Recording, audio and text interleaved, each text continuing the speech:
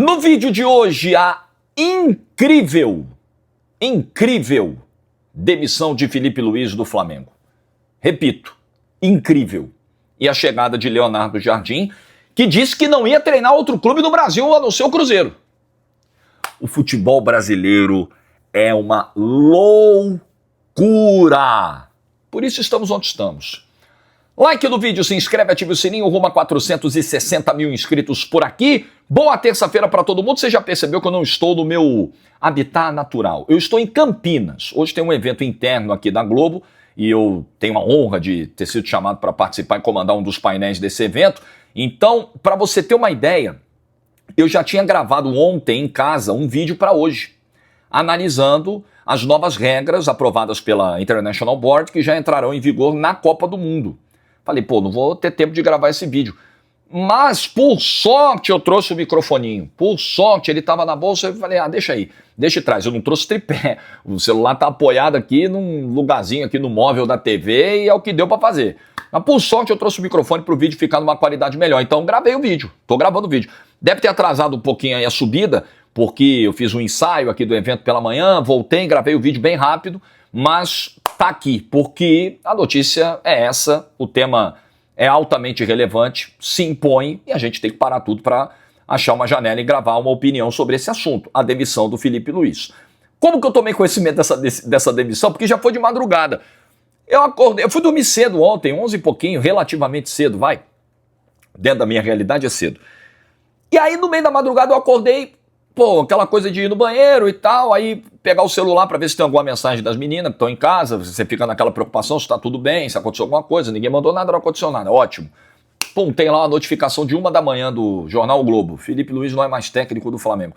Para pegar no sono de novo foi difícil, porque eu ficava ali e falei, não, eu não vou pegar a tela do celular e ficar com essa claridade na minha cara que meu sono vai embora, vai arruinar meu sono se eu ficar lendo notícia disso agora, deixa pra ver de manhã. Só que a cabeça tá ali pensando, né, meu Deus, como é que pode? Peraí, o cara ganhou de 8-0 e foi demitido na mesma noite, que loucura, será que ele deu coletiva? Porque eu não vi a repercussão pós-jogo e tal, eu vi um pouquinho do jogo e fui dormir. Falei, caramba, será que fizeram isso? Porque a notícia saiu na madrugada, ele deve ter dado coletiva e deu, aí hoje de manhã eu fiquei sabendo de tudo. E eu fiquei uns 20 minutos aí pra pegar no sono de novo, incrédulo. Falei, gente, que loucura. E eu quero começar daí, da loucura que é o futebol brasileiro. No futebol brasileiro, você não tem direito a atravessar um mau momento.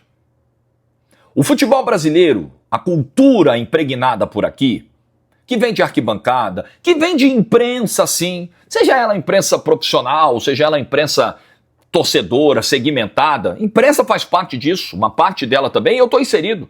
Não vou me tirar, não sou mais limpinho que ninguém. Tento fazer o meu trabalho da maneira que eu acho correto. Mas a gente erra também. Há uma cultura impregnada da tolerância zero, não. Abaixo do zero.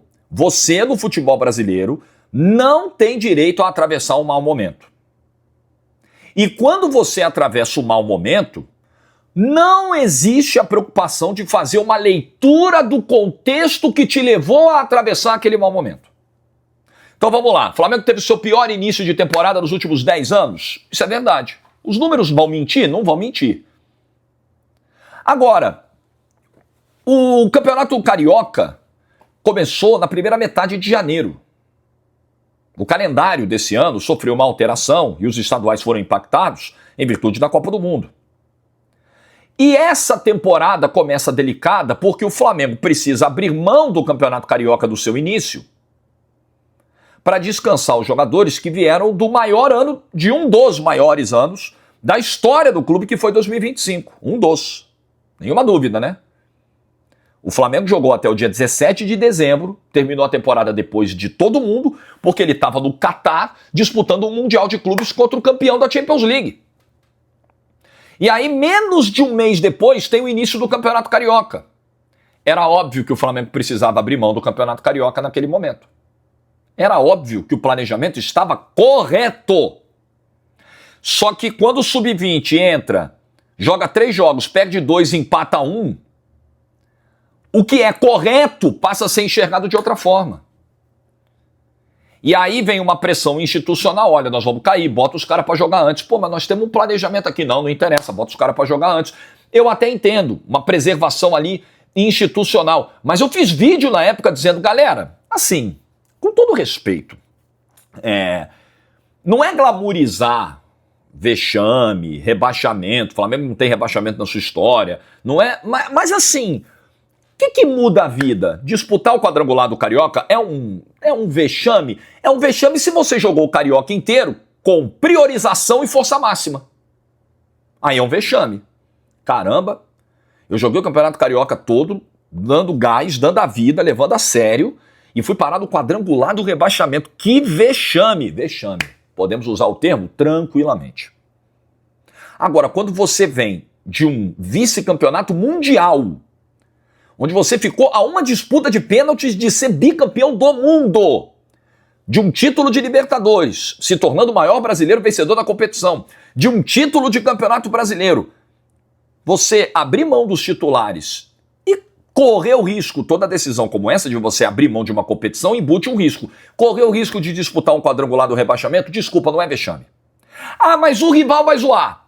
O vascaíno vai zoar, o botafoguense vai zoar, o tricolor vai zoar. Aí você vai dizer pra ele, falar, amigão, ó, é o seguinte, ó o que eu ganhei em 2025. O que vocês ganharam em 2025? Né? Você tem argumento e contra-argumento.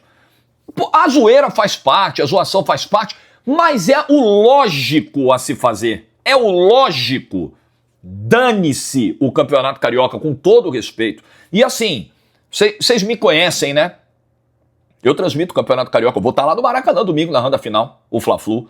Mas vocês sabem exatamente o que eu penso sobre o Campeonato Estadual. Não é porque eu transmito ou deixo de transmitir que eu tenho uma mudança de opinião em relação à competição. Campeonato Carioca para um time que acabou de ser vice-campeão do mundo tem que ser o último plano mesmo.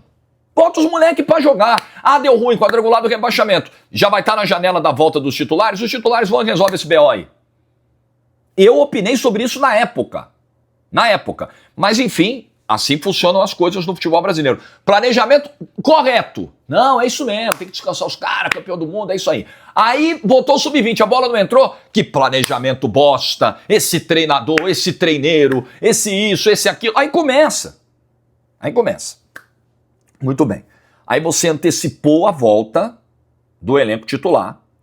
Jogou o clássico contra o Vasco, ganhou. Jogou o Fla-Flu, perdeu. Jogou a Supercopa do Brasil, perdeu.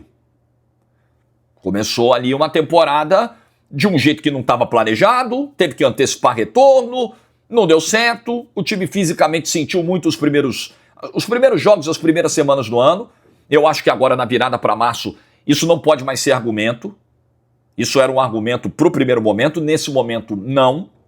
O time vem mal taticamente, com dificuldade para construir, apostando em bola longa, não conseguindo furar defesas adversárias, com pouca mobilidade, com pouca movimentação. O time vem mal do ponto de vista individual, com jogadores oscilando muito, em fases muito ruins, rendendo muito menos do que podem, alguns extremamente inseguros. É um momento de instabilidade.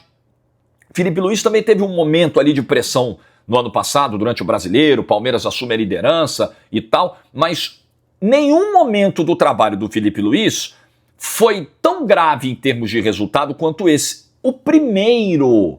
O Felipe Luiz não resistiu à primeira sequência de resultados ruins. Foram 5 derrotas em 11 jogos com o time principal no início do ano. 12 jogos com o de ontem.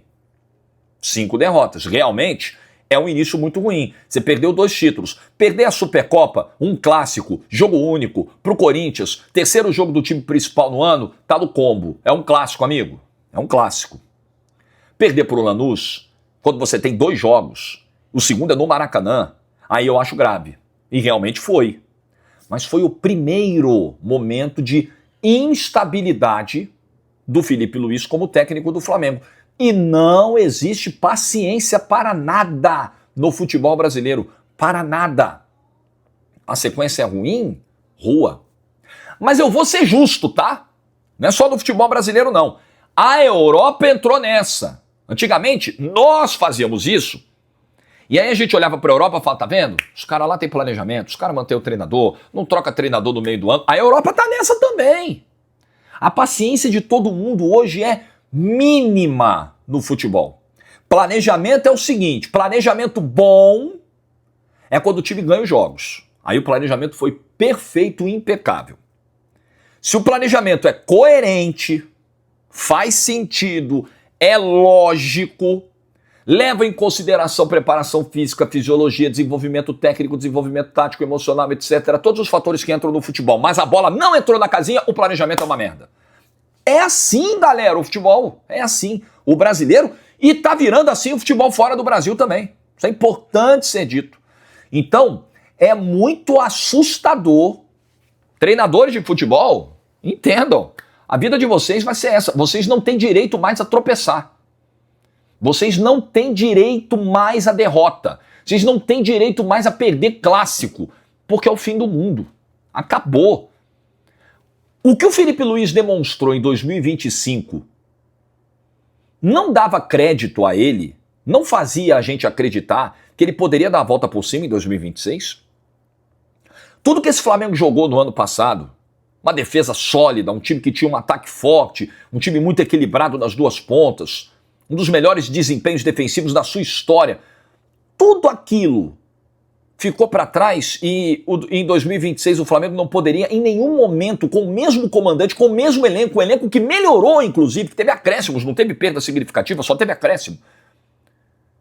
A gente não podia imaginar que com essa galera era possível sair de novo desse mau momento. Nós não tínhamos o ano de 2025 como espelho, como exemplo.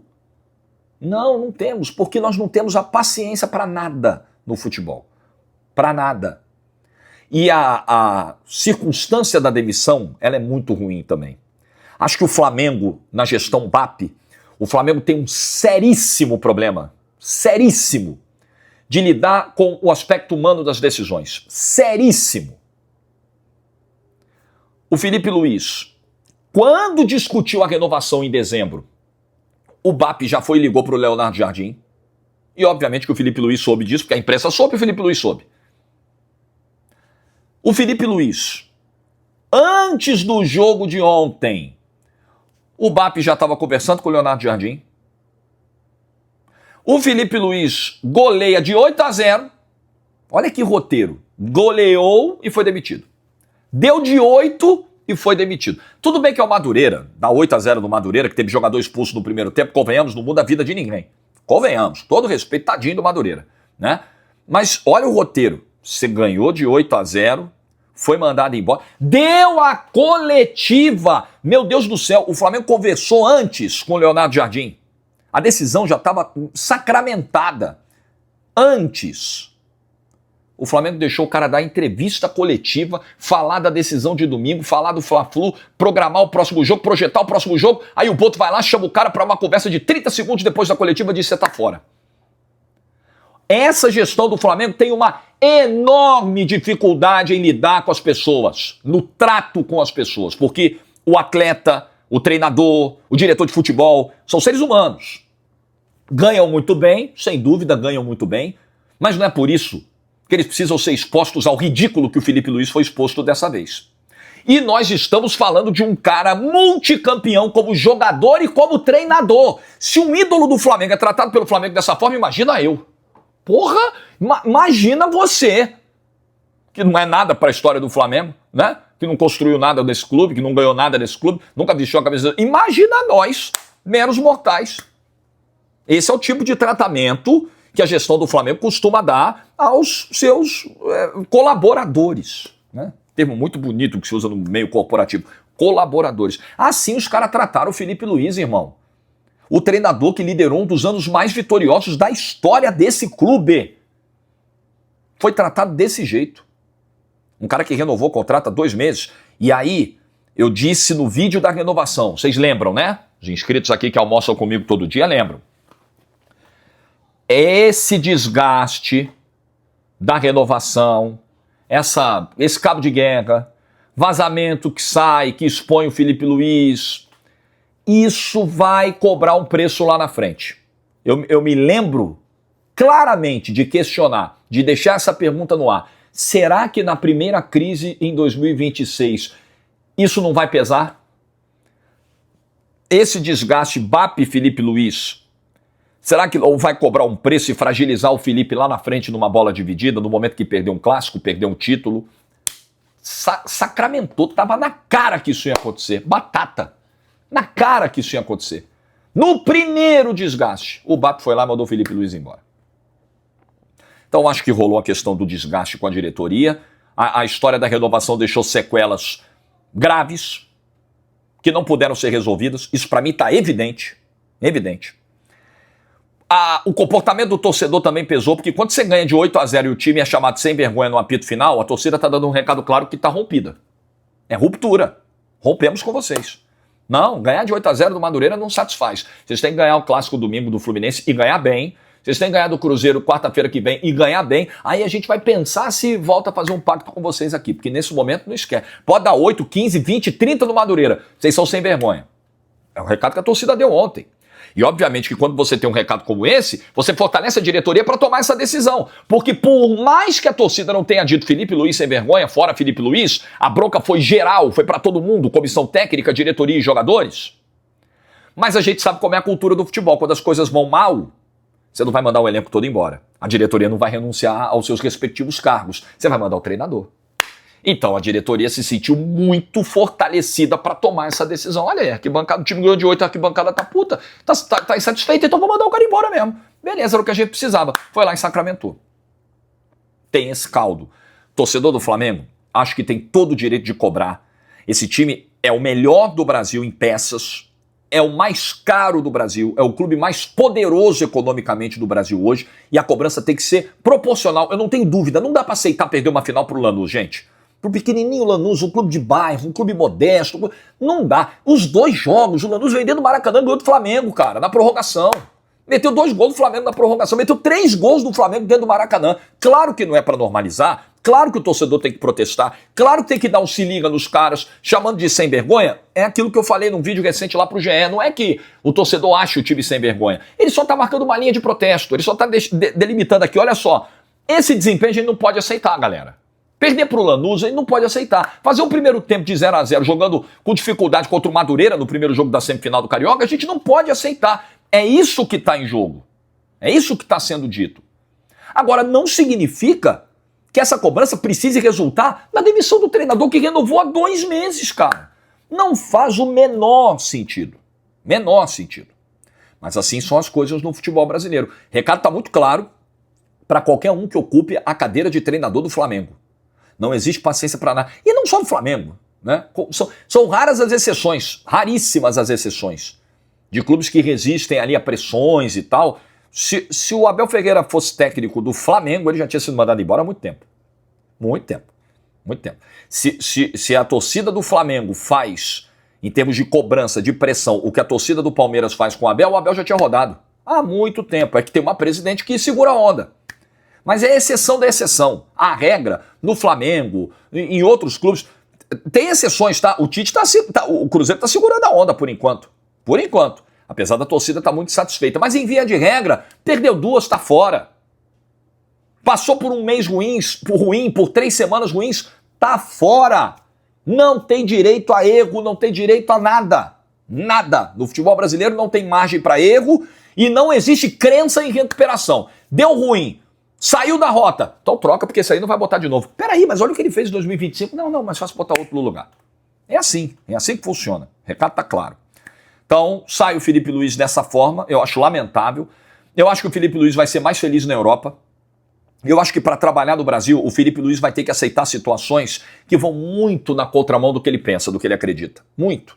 Eu acho que ele vai ser muito mais feliz profissionalmente e pessoalmente na Europa. De verdade, eu espero que ele trilhe esse caminho, siga a carreira por lá, porque eu acho que pro futebol brasileiro, sabe, não bate muito com o que o Felipe Luiz pensa. Infelizmente, assim, a não ser que ele esteja disposto a dar um passo atrás, engolir alguns sapos, adaptar ali as suas prioridades, né, as suas escolhas de competição, né? Não pode falar a verdade do futebol brasileiro. Se você chega numa coletiva e fala, nós estamos abrindo mão dessa competição porque a gente não tem perna para jogar essa competição, a gente vai ficar com as outras. E é o fim do mundo. É um inferno. É um absurdo, absurdo. Nosso time tem que ganhar tudo. Como se o calendário possibilitasse isso. Como se o calendário do futebol brasileiro fosse racional o suficiente para possibilitar que uma equipe ganhe tudo. Mesmo ela sendo bilionária como é o Flamengo. Mesmo sendo bilionária como é o Palmeiras. Ninguém conseguiu. Ninguém conseguiu. Mas quando você chega e abre o jogo e fala, não dá pra conseguir mesmo, galera, vamos alinhar a expectativa aí? Não pode, que absurdo, meu clube é grande demais pro treinador falar um negócio desse. Então não adianta, você não pode falar a verdade do Brasil. Você não pode falar o que você pensa do Brasil. E não é só treinador de futebol não, tá? Uma porrada de gente aí. Você quer ser sincero, verdadeiro, genuíno, falar o que sai do teu coração? Não fala não. Fala não que vai dar ruim. Fala não porque as pessoas não estão prontas pra ouvir. Verdade é essa, as pessoas não estão prontas para ouvir. Então, que o Felipe Luiz siga a vida dele, e eu acho que se ele seguir a vida dele profissional longe do Brasil, ele vai ser mais feliz. De verdade mesmo, é o que eu acredito. Tá chegando o Leonardo Jardim. Leonardo Jardim, que no ano passado, disse que não treinaria outro time no Brasil que não o Cruzeiro. Inclusive chegou a colocar em dúvida se ele assumiria qualquer outra equipe no mundo, que ele tinha problemas familiares para resolver, precisava cuidar da saúde física, da saúde mental, tinha mais um ano de contrato com o Cruzeiro, rompeu o contrato e foi embora. 2 meses depois ele voltou. Que bom que ele resolveu em tão curto espaço de tempo os seus problemas pessoais. Eu fico feliz com isso, eu vibro com isso, eu quero que as pessoas estejam bem. Mas quando um treinador, quando um profissional chega e fala, tô dando uma parada porque a coisa tá feia, eu preciso resolver aqui minha cabeça, cuidar da cabeça. Você imagina que seja um processo muito mais duradouro, mais longo do que 2 meses, convenhamos, né? Mas enfim, chegou o Leonardo Jardim, falou uma coisa, fez outra, não foi o primeiro, nem será o último, né? É aquilo que eu falo. Eu acho que naquele momento ele podia estar falando a verdade, o desejo do coração dele pela identificação com o Cruzeiro não era assumir outro clube, mas é melhor não falar, porque você não sabe, o dia de amanhã, você não sabe se vai conseguir cumprir aquilo, o mundo dá voltas, a carreira muda, os teus desejos mudam, né, as condições de mercado mudam, a tua vida familiar muda, tudo pode mudar, então você precisa sempre abrir uma janela de possibilidade. É o que eu falo de jogador que vai lá provocar clube adversário. Irmão, você não sabe o dia de amanhã. Quer provocar? Beleza, a provocação faz parte do jogo, não é crime. Não tem que ficar dando cartão amarelo porque o cara foi lá e provocou a torcida, fez um gesto, fez uma brincadeira. Eu só acho que eu não faria, porque eu não sei, cara, se no dia de amanhã, sabe? Ah, não, porque eu preciso ter um respeito ao torcedor do meu clube, eu preciso... Tudo bem, do clube atual, tudo bem, claro, você precisa ter uma conexão. Mas daqui a 6 meses, amigo, se você estiver na fase ruim, o torcedor que tá te aplaudindo hoje tá te vaiando, te expulsando do clube, e você pode precisar bater na porta do rival, então precisa ter isso em mente, esse senso de profissionalismo. E além disso, tem uma questão do Leonardo Jardim, que eu acho que é um ponto pra gente observar no desenvolvimento do trabalho dele do Flamengo, pra fechar o vídeo. O Leonardo Jardim, no Cruzeiro, em alguns jogos, encontrou muita dificuldade quando precisava ser propositivo. Quando ele jogava do Mineirão, o adversário se fechava, o Cruzeiro tinha muita dificuldade para construir, para ser o protagonista do jogo. O Cruzeiro era um time que funcionava muito mais na base do contra-ataque. O Flamengo não joga dessa forma, o torcedor do Flamengo não gosta que o time jogue dessa forma. O Flamengo tem que ser propositivo, construtivo, dominante. A cobrança sempre foi por isso no Flamengo. E em alguns jogos no Cruzeiro, o Leonardo Jardim não conseguiu fazer. Mas ele entregou o resultado. Na medida do possível, ele botou um clube que ainda está em reconstrução, numa semifinal de Copa do Brasil, caiu nos pênaltis, ok?